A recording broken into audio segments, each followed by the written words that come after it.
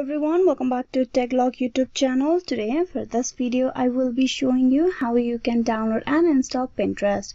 So for that, first of all, you need to open the Google Play Store, tap upon that.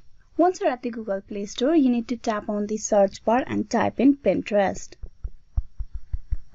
Then tap on search. You can see the Pinterest application on the very top. You need to tap on install beside it. This will download the application and you wait for the downloading application to be completed. You can download the Pinterest from your iOS in the App Store. You open the App Store and there you will be able to search for the Pinterest app and download it. The application has been downloaded. Now you tap on open, and with that you have successfully downloaded and installed the Pinterest application on your mobile device. So this is how you can download and install Pinterest. Hope this video was useful. Please like and subscribe the TechLog YouTube channel. Thank you.